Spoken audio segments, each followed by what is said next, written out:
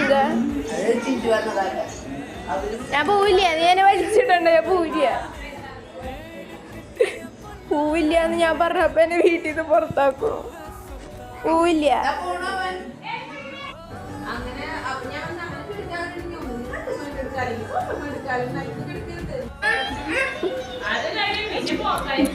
hello